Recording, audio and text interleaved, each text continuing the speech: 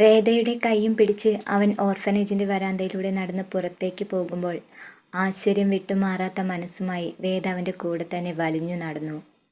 അവളെയും കൊണ്ട് അവൻ തൻ്റെ ബൈക്കിനടുത്തേക്ക് എത്തിയപ്പോഴാണ് അനന്തു അവളുടെ കയ്യിൽ നിന്നുള്ള പിടുത്തം പതിയെ ഒന്ന് അയച്ചു വിട്ടത്. അതിനുശേഷം അവളുടെ മുഖത്തേക്ക് അവനൊന്ന് നോക്കി. തനിക്ക് എൻ്റെ കൂടെ വരാൻ ധൈര്യമുണ്ടോ? പെട്ടെന്ന് അവൻ്റെ ചോദ്യത്തിനൊരു മറുപടി പറയാൻ കഴിയാത്ത അവസ്ഥയിൽ അവൾ വേഗം മുഖം തിരിച്ചു. എന്നാൽ ആ മനസ്സിലെ ആശങ്ക എന്തെന്ന് തിരിച്ചറിഞ്ഞതുപോലെയാണ് അവൻ ഇരുകൈകളും മാറിലേക്ക് പിണഞ്ഞുകെട്ടി അവളെ നോക്കിയെന്ന് പുഞ്ചിരിച്ചത്. താനിപ്പോൾ ചിന്തിക്കുന്നത് എന്താണെന്ന് ഞാൻ പറയട്ടെ വേദ. വീണ്ടും കൈലാസത്തിലേക്ക്, അതായത് എൻ്റെ വീട്ടിലേക്ക് എങ്ങനെ കയറി ചെല്ലുമെന്നല്ലേ താനിപ്പോൾ ചിന്തിച്ചത്? അവൾ അല്പം സങ്കോചപ്പെട്ട് അവൻ്റെ മുഖത്തേക്ക് നോക്കാൻ കഴിയാതെ പതിയൊന്ന് തലയാട്ടി കൊടുത്തു. പേടിക്കണ്ട, തന്നെ ഞാനിപ്പോൾ കൂട്ടിക്കൊണ്ടുപോകുന്നത് കൈലാസത്തിലേക്കല്ല, മറ്റൊരിടത്തേക്കാ. തനിക്ക് എന്നെ വിശ്വാസമുണ്ടെങ്കിൽ, എൻ്റെ കൂടെ വരാൻ ധൈര്യമുണ്ടെങ്കിൽ ഈ വണ്ടിയുടെ പിറകിൽ കയറിയിരിക്കാം. ബൈക്കിന് മുകളിൽ കയറിയിരുന്നു കൊണ്ട് അവൻ അവളെ നോക്കിയത് പറഞ്ഞപ്പോൾ അല്പനേരത്തെ ചിന്തയ്ക്ക് ശേഷം വേദ ഒന്നും ഉരിയാടാതെ അവൻ്റെ പിറകിൽ വൺ സൈഡായി കയറിയിരുന്നു. എനിക്ക് സാറിനെ വിശ്വാസാ. ഈ ലോകത്ത് മറ്റാരെക്കാളും ഞാനിന്ന് വിശ്വസിക്കുന്നത് അനന്തു സാറിനെയാ. ഒരു നേരത്തെ ശബ്ദത്തിൽ അവൻ്റെ പിറകിലിരുന്നുകൊണ്ട് അവളത് പറയുമ്പോൾ അനന്തു തൻ്റെ വലത് മിററിലൂടെ അവളെ നോക്കിയൊന്ന് പുഞ്ചിരിച്ചു. ശേഷം ബൈക്ക് സ്റ്റാർട്ട് ചെയ്ത് അവിടെ നിന്നും അവൻ മെല്ലെ തിരിച്ചു. അവളെയും ഒപ്പമിരുത്തി മുന്നോട്ട് സഞ്ചരിക്കുന്തോറും ആ യാത്രയുടെ ആനന്ദം അവൻ ശരിക്കും ആസ്വദിച്ചറിയുകയായിരുന്നു. ഇതുവരെ അവളോടൊന്ന് സൂചിപ്പിക്കുക പോലും ചെയ്യാത്ത തൻ്റെ ഉള്ളിലെ പ്രണയത്തെയും ഹൃദയത്തിൽ വഹിച്ചുകൊണ്ടവൻ അവിടേക്ക് ചെന്ന് കയറുമ്പോൾ വരുൺ അവരെയും കാത്ത് ഉമ്മർത്ത് തന്നെ ഇരിക്കുന്നുണ്ടായിരുന്നു. അനന്ത് വണ്ടി ഓഫ് ചെയ്തപ്പോൾ വേദത്തെല്ലാം അമ്പരപ്പോടെ അതിന് മുകളിൽ നിന്നും പതിയെ ഇറങ്ങി ചുറ്റൊന്ന് കണ്ണോടിച്ചു. ആ നോട്ടം തീർന്നപ്പോഴേക്കും വരുൺ അവരുടെ അടുത്തേക്ക് നടന്നെത്തിയിരുന്നു. സംശയിക്കേണ്ട, ഇതെൻ്റെ വീട് തന്നെയാ. എന്നുവച്ചാൽ മുൻപ് ഞാൻ മാത്രം താമസിച്ചിരുന്ന വീട്. ഇപ്പോൾ ഇവനും കൂടി വന്നപ്പോൾ ഇത് ഞങ്ങളുടെ സ്വന്തം വീടായി. പെട്ടെന്നൊന്നും മനസ്സിലാവാത്ത ഭാവത്തിൽ വേദ സംശയത്തോടെ അനന്തുവിൻ്റെ മുഖത്തേക്ക് നോക്കിയതും അവൻ നെറ്റി ഉരസിക്കൊണ്ട് അവളെ നോക്കിയൊന്ന് കണ്ണിറുക്കി കാണിച്ചു. അനന്തു സാർ ഇവിടെ എന്തിനാ താമസിക്കുന്നത്? ആഹാ, അത് ശരി. അപ്പോൾ വേദയോട് ഇവനൊന്നും പറഞ്ഞില്ലേ? ഇല്ല, എനിക്കൊന്നും അറിയില്ല. ആ, എന്നാ കേട്ടോ, കൈലാസത്തിലെ അനന്തനാരായണന് സ്വന്തം വീടും വീട്ടുകാരൊക്കെ ഉപേക്ഷിച്ചിറങ്ങി പോരേണ്ടി വന്നു. അതും തൻ്റെ പേരും പറഞ്ഞ്. എൻ്റെ പേര് പറഞ്ഞോ? എന്തിന്? എനിക്കൊന്നും മനസ്സിലാവുന്നില്ല. എന്താ അനന്തു സാറേ ഇതൊക്കെ? എന്താ പ്രശ്നം? ഞാൻ കാരണം സാറിന് എന്തിനാ സ്വന്തം വീട് വിട്ട് ഇറങ്ങേണ്ടി വന്നത്? കണ്ണുകളിൽ മുഴുവൻ സംശയം പ്രകടിപ്പിച്ചുകൊണ്ട് അവൾ അവൻ്റെ മുൻപിലേക്ക് ചെന്ന് നിന്നു. എടോ, താൻ കരുതുന്നത് പോലെ അത്ര വലിയ പ്രശ്നമൊന്നും സംഭവിച്ചിട്ടില്ല. ഇവൻ ചുമ്മാ വെറുതെ. ഇല്ല, ഞാനിതൊരിക്കലും വിശ്വസിക്കില്ല. സാറ് എന്നിൽ നിന്ന് എന്തൊക്കെയോ ഒളിക്കാൻ ശ്രമിക്കുന്നുണ്ട്.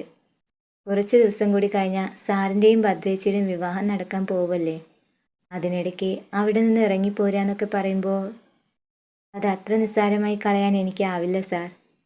പറയൂ സാർ, എന്താ ശരിക്കും ഉണ്ടായത്? ഇടറിയ ശബ്ദത്തോടെ അവൾ അത് ചോദിച്ചപ്പോൾ എല്ലാം അവൾക്ക് മുന്നിൽ തുറന്നു പറയാൻ അനന്തവും നിർബന്ധിതനായി. തന്നെ ഓർഫനേജിൽ താമസിപ്പിച്ചതും ഞാൻ കാണാൻ വരുന്നതൊക്കെ ഭദ്ര അറിഞ്ഞ് വീട്ടിൽ വലിയ കോലാഹലം സൃഷ്ടിച്ചിരുന്നു. എല്ലാവർക്കും മുന്നിൽ വെച്ച് അവൾ അത് വലിയ സീനാക്കി മാറ്റിയപ്പോൾ എനിക്ക് എന്നെ തന്നെ നിയന്ത്രിച്ചു നിർത്താൻ കഴിയാതെയായി. വേറെ നിവൃത്തിയില്ലാതെ തിരിച്ച് അവളോടും എനിക്ക് ചിലതൊക്കെ പറയേണ്ടി വന്നപ്പോൾ അച്ഛനും അതിൽ കയറി അങ്ങ് ഇടപെടാൻ തുടങ്ങി. ഭദ്രയെ സപ്പോർട്ട് ചെയ്ത് സ്വന്തം അച്ഛനും എന്നെ കുറ്റപ്പെടുത്തി സംസാരിച്ചപ്പോൾ സഹിക്കാൻ എനിക്കും സാധിച്ചില്ല. ഒടുവിൽ ഇറങ്ങിപ്പോകാൻ കൂടി പറഞ്ഞപ്പോൾ ഞാൻ പിന്നെ മറ്റൊന്നും ആലോചിച്ചില്ല. എനിക്കും എൻ്റെ ആത്മാഭിമാനം തന്നെയാണ് വലുത്. ഇതൊക്കെ ആ ഓർഫനേജിൻ്റെ മുന്നിൽ വെച്ച് തന്നോട് പറഞ്ഞാൽ താൻ ഒരിക്കലും എൻ്റെ കൂടെ വരില്ലെന്ന് എനിക്ക് നന്നായി അറിയാമായിരുന്നു. അതുകൊണ്ടാണ് ഇതൊന്നും ഞാൻ തന്നെ മനഃപൂർവ്വം അറിയിക്കാതിരുന്നത്. അവനെല്ലാം പറഞ്ഞു തീർത്ത ആശ്വാസത്തോടെ വേദയുടെ മുഖത്തേക്ക് നോക്കിയതും അവൾ ആകെ കണ്ണുനീരിൽ കുതിർന്ന് വല്ലാത്തൊരു മാനസികാവസ്ഥയിലായിരുന്നു അവിടെ നിന്നിരുന്നത്. എന്തു ചെയ്യണമെന്ന് പോലും അറിയാൻ കഴിയാത്തൊരു നിൽപ്പായിരുന്നു അത്. അവളെ അങ്ങനെ കണ്ടപ്പോൾ പെട്ടെന്ന് അനന്തുവിന് സഹിക്കാൻ കഴിഞ്ഞില്ല.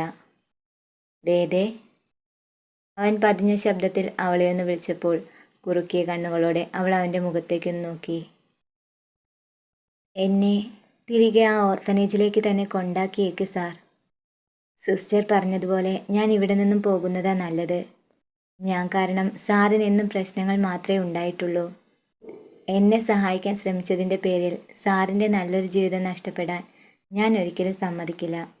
എനിക്കത് സഹിക്കാനും ആവില്ല. ദയവീത് എന്നെ ആ ഓർഫനേജിലേക്ക് തന്നെ തിരികെ കൊണ്ടുവിട്ടേക്ക് സാർ. കൈകൂപ്പി അവൾ അവൻ്റെ മുൻപിൽ നിന്ന് കണ്ണുനീർ പൊഴിക്കുമ്പോൾ പെട്ടെന്ന് അവൾ അങ്ങനെയെല്ലാം പറഞ്ഞത് കേട്ട് അനന്തുവിൻ്റെ മനസ്സും ആകെ വല്ലാത്തൊരസ്വസ്ഥമായി. കൈകൂപ്പി അവൾ അവൻ്റെ മുൻപിൽ നിന്ന് കണ്ണുനീർ പൊഴിക്കുമ്പോൾ പെട്ടെന്ന് അവൾ അങ്ങനെയെല്ലാം പറഞ്ഞു കേട്ട് അനന്തുവിൻ്റെ മനസ്സും വല്ലാതെ അസ്വസ്ഥമായി. അതിനൊപ്പം അവളുടെ പെരുമാറ്റത്തിൽ അല്പം ദേഷ്യവും അവന് തോന്നി. ഓ, അപ്പോൾ തനിക്ക് വേണ്ടി ഞാൻ ഈ പെടാപ്പാട് പെട്ടതെല്ലാം വെറുതെയായി അല്ലേ?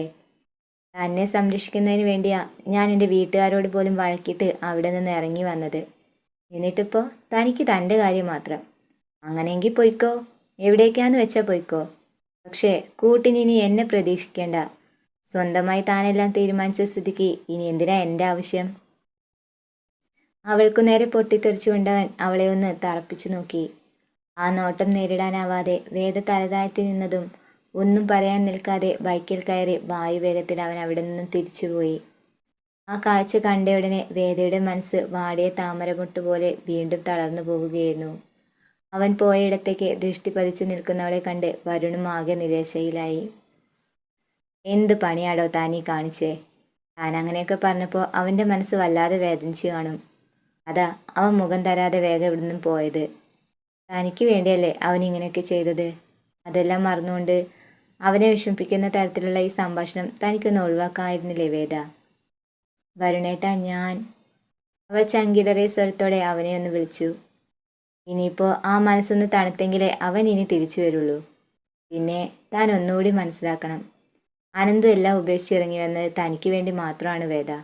തന്നെ ഒരിക്കലും തനിച്ചാക്കരുതെന്ന് കരുതിയ അവൻ എല്ലാ സുഖസൗകര്യങ്ങളും വിട്ടുകൊടുത്ത് ഒരു സാധാരണക്കാരനെ പോലെ തൻ്റെ കൂടെ ഇങ്ങനെ നിഴൽ പോലെ നടക്കുന്നത്. തനിക്കൊരാപത്ത് വരുമ്പോൾ എല്ലാം മറന്ന് കൈയൊഴിയാതെ അവൻ കൂടെ ഇങ്ങനെ നിൽക്കുന്നത്. എന്നിട്ടും ആ മനസ്സെന്താണെന്ന് തനിക്ക് തിരിച്ചറിയാൻ കഴിയുന്നില്ലെങ്കിൽ പിന്നെ ഇതിൽ കൂടുതലൊന്നും എനിക്ക് പറഞ്ഞ് മനസ്സിലാക്കി തരാൻ എനിക്കും അറിയില്ല. വരുൺ അതും പറഞ്ഞുകൊണ്ട് അകത്തേക്ക് കയറിയപ്പോൾ അവൻ പറഞ്ഞ കാര്യങ്ങളെക്കുറിച്ചോർത്ത് അവളുടെ മനസ്സും ആകെ കലങ്ങി മറിയാൻ തുടങ്ങി. എനിക്ക് വേണ്ടിയോ? എനിക്ക് വേണ്ടി എന്തിനാ അനന്ത് സാർ അങ്ങനെയൊക്കെ? വേണ്ട, ഈ അനാഥ പെണ്ണിനെ സഹായിച്ചതിൻ്റെ പേരിൽ സാറിനെ ആരും വെറുക്കണ്ട. അനന്ത് സാറിന് നല്ലൊരു ജീവിതം കാത്തിരിക്കുന്നുണ്ട്. ജീവന് തുല്യം സ്നേഹിക്കുന്ന ഭദ്രേച്ചിയുണ്ട്. അങ്ങനെയുള്ളപ്പോൾ അനന്ത് സാറിനെ എനിക്ക്... ഇല്ല, അങ്ങനെയൊന്നും ഈ വേദം ഒരിക്കലും ചിന്തിക്കില്ല, ചിന്തിക്കാൻ പാടില്ല. കണ്ണുനീർ അമർത്തി തുടച്ചുകൊണ്ട് അവൾ ഉമ്മറത്തെ തിണ്ണയിൽ തന്നെ ഇരിപ്പുറപ്പിച്ചു. നേരം ഇരുട്ടിയിട്ടും അനന്ത് തിരിച്ചു വരുന്നില്ലെന്നായപ്പോൾ വേദയുടെ മനസ്സിലും എന്തെന്നില്ലാത്ത ഒരു ആദിയും പിടച്ചിലൊക്കെ അനുഭവപ്പെടാൻ തുടങ്ങി. വിളിച്ചു നോക്കാൻ ഒരു ഫോൺ പോലും ഇല്ലാത്ത തൻ്റെ അവസ്ഥയെക്കുറിച്ച് ഓർത്തപ്പോൾ അവൾക്ക് അവളോട് തന്നെ വെറുപ്പ് തോന്നുകയായിരുന്നു ആ നിമിഷം. മനസ്സും ശരീരവും ഒരിടത്തും ഇരിപ്പുറയ്ക്കാതെ, ഒരിടത്തും പിടിച്ചു കെട്ടാനും സാധിക്കാതെ അവൾ ആകെ വിഷമിച്ചു നിൽക്കുമ്പോഴും പ്രതീക്ഷയോടെ അവളുടെ കണ്ണുകൾ അവൻ പോയ വഴിയിലേക്ക് തന്നെ എത്തി നോക്കുകയായിരുന്നു. എന്നാൽ അവിടെ ആരെയും കാണുന്നില്ലെന്ന് മനസ്സിലാക്കിയതും അവൾ നേരെ ചെന്നത് വരുണിൻ്റെ അടുത്തേക്കായിരുന്നു. റൂമിനകത്തിരുന്നുകൊണ്ട് ആർക്കോ ഫോൺ ചെയ്യുകയും സംസാരിക്കുകയും ചെയ്യുന്നതിനിടയിലാണ് വേദ അവൻ്റെ മുറിക്ക് പുറത്തു വന്ന് നിൽക്കുന്നത് അവനും ശ്രദ്ധിച്ചത്. ഫോണിൽ സംസാരിച്ചു കൊണ്ടിരിക്കുന്നതിനിടയിൽ വേദ വന്ന് നിൽക്കുന്നത് കണ്ട ഉടനെ അവൻ കോള് കട്ട് ചെയ്ത് പുറത്തേക്ക് വന്നു.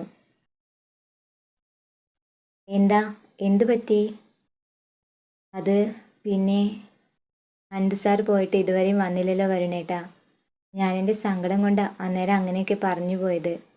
ഞാൻ കാരണം ആ നല്ല മനുഷ്യൻ്റെ ജീവിതം പ്രശ്നത്തിലാകുന്നത് സഹിക്കാൻ കഴിയാത്തതുകൊണ്ടാണ് ഞാൻ... അവൾ വിതുമ്പലടക്കി പിടിച്ചുകൊണ്ട് അവനോട് സംസാരിക്കുമ്പോൾ അനന്തുവിനെ കാണാത്തതിലുള്ള വിഷമം അവളുടെ മുഖത്തു നിന്നും അവൻ അന്നേരം വായിച്ചെടുക്കാൻ സാധിച്ചിരുന്നു.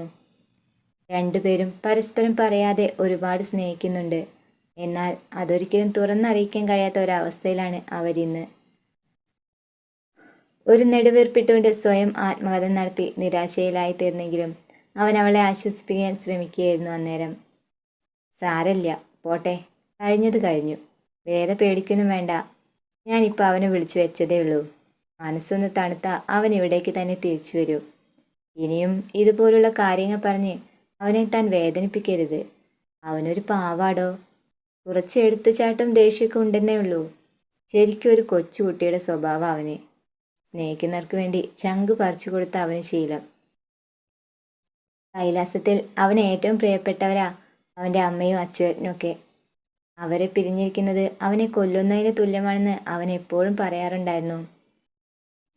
എന്നിട്ടും അങ്ങനെയുള്ള അവരോടെല്ലാം എതിർത്ത് അനന്ത് തൻ്റെ സംരക്ഷണം ഏറ്റെടുത്തിട്ടുണ്ടെങ്കിൽ അതിൽ എത്രത്തോളം ആത്മാർത്ഥയും സ്നേഹവും ഉണ്ടായിരിക്കുമെന്ന് ഇനിയും ഞാൻ പറഞ്ഞു തരേണ്ടതില്ലല്ലോ വേദ. അവളുടെ മുഖത്തേക്ക് നോക്കി വരുൺ പെട്ടെന്ന് അങ്ങനെ പറഞ്ഞ് അവസാനിപ്പിച്ചപ്പോൾ വേദയാകെ തറച്ചു നിന്നു പോവുകയായിരുന്നു അവിടെ. പറയാൻ വാക്കുകളില്ലായിരുന്നു അവൾക്ക്. വീണ്ടും തേങ്ങലടക്കി പിടിച്ച് ഉമ്മറത്തേക്ക് തന്നെ അവൾ നടന്നു. തിണ്ണയിലെ തൂണിൽ ചാരിയിരുന്നവൾ വീണ്ടും വഴിയിലേക്ക് നോക്കിയിരിക്കുമ്പോൾ അവളുടെ കണ്ണുകൾ നിറഞ്ഞൊഴുകുന്നുണ്ടായിരുന്നു. വരുണേട്ടൻ പറഞ്ഞതെല്ലാം ശരിയായിരിക്കും. അനന്തു സാറ് തന്നെ സംരക്ഷിക്കുമ്പോഴൊക്കെ ആ മനസ്സിലെ സ്നേഹം താൻ പലപ്പോഴായി തിരിച്ചറിഞ്ഞിട്ടുണ്ട്. ആ കണ്ണുകളിൽ നിന്നും തനിക്കത് വായിച്ചെടുക്കാനും സാധിച്ചിട്ടുണ്ട്. എന്നാൽ അത് കണ്ടില്ലെന്ന് നടിക്കാൻ മാത്രമേ തനിക്കിപ്പോൾ സാധിക്കൂ. അനന്തു സാറിനെ പോലെ ഒരാളുടെ ഭാര്യയാകാനോ അദ്ദേഹത്തിൻ്റെ സ്നേഹം അനുഭവിക്കാനോ തനിക്കൊരിക്കലും യോഗ്യതയില്ല. എല്ലാവരും പറയുന്നത് പോലെ ഞാൻ വെറൊരു അനാഥ പെണ്ണാണ്. അങ്ങനെയുള്ള എന്നെ അനന്തു സാറ് സ്നേഹിക്കുന്നുണ്ടെന്നറിഞ്ഞാൽ അദ്ദേഹത്തെ എല്ലാവരും വെറുക്കും. നിശ്ചയിച്ചുറപ്പിച്ച വിവാഹം മുടങ്ങാനും അത് കാരണമാവും. അങ്ങനെയൊന്നും ഒരിക്കലും സംഭവിക്കരുത്. ഈ ഒറ്റപ്പെടലും ഏകാന്തയും എല്ലാം തനിക്ക് വിധിച്ചിട്ടുള്ളതാണ്. ആ വിധിയിലേക്ക് അദ്ദേഹത്തെ കൂടി ക്ഷണിക്കാൻ താൻ ഒരിക്കലും ആഗ്രഹിക്കുന്നില്ല. ഒഴുകിയിറങ്ങിയ കണ്ണുനീരിനെ അമർത്തി തുളച്ചവൾ വീണ്ടും വഴിയിലേക്ക് നോട്ടം എത്തിച്ചപ്പോഴാണ് ഒരു ബൈക്കിൻ്റെ ഹെഡ്ലൈറ്റ് വെളിച്ചം അവളുടെ കണ്ണുകളിൽ പതിഞ്ഞത്.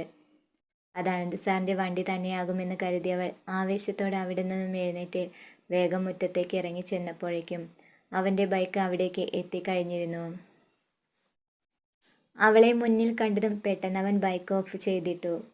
നേരിൽ കണ്ടിട്ടും ഒരു പുഞ്ചിരി നൽകാതെ ഗൗരവം ഭാവിച്ചു തന്നെ അവൻ അതിൽ നിന്നും ഇറങ്ങി. അപ്പോഴും അവനിൽ നിന്നൊരു പുഞ്ചിരി പ്രതീക്ഷിച്ചുകൊണ്ട് അവൾ അവൻ്റെ മുഖത്തേക്ക് തന്നെ നോക്കി നിന്നെങ്കിലും കാണാത്ത ഭാവത്തിൽ അനന്തു അവിടെ നിന്നും നടന്നു നീങ്ങുന്നത് സഹിക്കാനാവാതെയാണ് പെട്ടെന്ന് അവൾ അവനെ ഒന്ന് വിളിച്ചത്. സാർ. എന്താ? ഗൗരവം വെടിയാതെയുള്ള അവൻ്റെ ആ പെരുമാറ്റം കൂടി കണ്ടപ്പോൾ വേദയുടെ ഹൃദയമിടിപ്പ് ഒന്നുകൂടി വർദ്ധിച്ചു. സോറി സാർ, ഞാൻ അന്നേരം സാറിനെ വിഷമിപ്പിച്ചെങ്കിൽ. സോറി സാർ, ഞാൻ അന്നേരം സാറിനെ വിഷമിപ്പിച്ചെങ്കിൽ അതിന് മാപ്പ് ചോദിക്കുക. ആർക്കും ഒരു ഉപകാരവുമില്ലാത്ത എനിക്ക് വേണ്ടിയാണ് സാറ് ഈ വീട് വിട്ടിറങ്ങിയതെന്ന് അറിഞ്ഞപ്പോൾ പെട്ടെന്ന് സഹിക്കാനായില്ല. എനിക്ക് വേണ്ടി സാറിൻ്റെ നല്ല ജീവിതവും സന്തോഷവും എല്ലാം നഷ്ടപ്പെടുത്തിയെന്നറിയുമ്പോൾ എനിക്കെങ്ങനെയാണ് സന്തോഷിക്കാനാവുക? ആരുമില്ലാതാകുമ്പോൾ ഉണ്ടാകുന്ന ഒറ്റപ്പെടലും വേദനയൊക്കെ ഏറെ അനുഭവിച്ചിട്ടുള്ളത് കൊണ്ടാണ് അങ്ങനെ ഒരവസ്ഥ സാറിനെ പോലെ ഒരാൾക്ക് ഉണ്ടാകരുതെന്ന് ഞാൻ ആശിച്ചത്. അതുകൊണ്ടാണ് ഞാൻ അങ്ങനെയൊക്കെ പറഞ്ഞു പോയത്. ഇടറിയ സ്വരത്തോടെ അവളെല്ലാം പറഞ്ഞു തീർന്നതും മുഖം പൊത്തിപ്പിടിച്ച് അവൻ്റെ മുന്നിൽ നിന്നും ഉറക്കെ പൊട്ടിക്കരയാൻ തുടങ്ങി.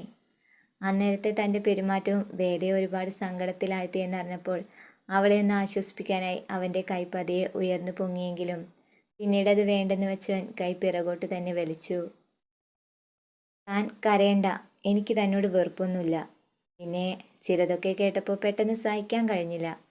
വീണ്ടും ആ ഓർഫനേജിലേക്ക് പോകണമെന്ന് താൻ ആവശ്യപ്പെട്ടപ്പോൾ ഞാനീ ചെയ്തതെല്ലാം ആർക്കു വേണ്ടിയാണെന്ന് പോലും അറിയാതെ തോന്നിപ്പോയി. തന്നെ സുരക്ഷിതമായ ഒരിടത്തേക്ക് എത്തിക്കണമെന്ന് മാത്രമേ ഞാനിപ്പോൾ ആഗ്രഹിക്കുന്നുള്ളൂ.